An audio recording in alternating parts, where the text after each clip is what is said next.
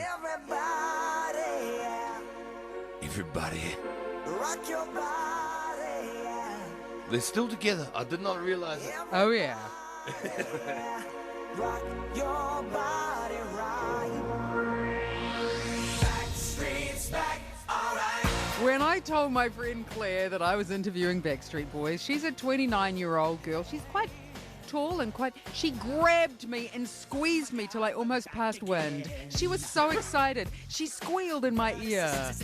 The Backstreet Boys. I spoke to AJ and asked him what it's like and what he thinks of New Zealand. I think it's absolutely gorgeous here. Yeah. We've had a chance to walk around a little bit. Brian and I went and played golf yesterday. Did you? We're going to go play golf again tomorrow. Yeah.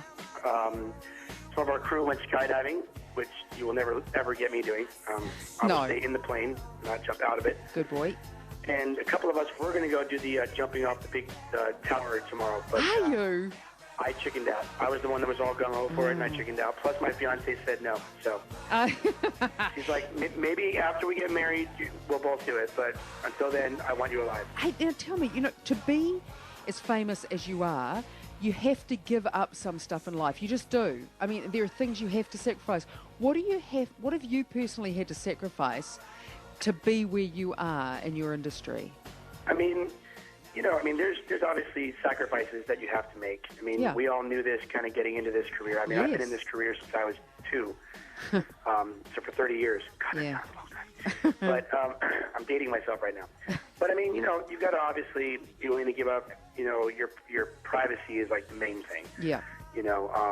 Knowing that when you walk outside your house, when you leave your hotel, you kind of have to flick the light switch on, and you've got to be in, character 24/7. Yeah. And then when you get back to your room and get back to your house, you can kind of punch out and just get back to your normal life. Sometimes you want to go out with your girlfriend or your wife or your family, have a nice dinner, and not have cameras all up in your face. But that doesn't always happen. Do you remember your first dance recital you did as a kid? I actually do. It was actually at my elementary school. Yeah. We did. It was a weird musical. We did the Princess and the Pea, and I played Puck, and I was in little tight green tights. It was really embarrassing. My mom continuously pulls the pictures out, which no one ever needs to see. They need to be burned. No. It's horrible, but yeah, that was my very first dance recital ever.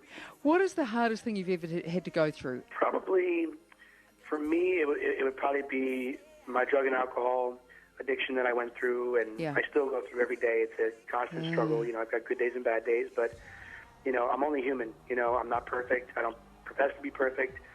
That, as well as, being away from my family and from my loved ones is hard.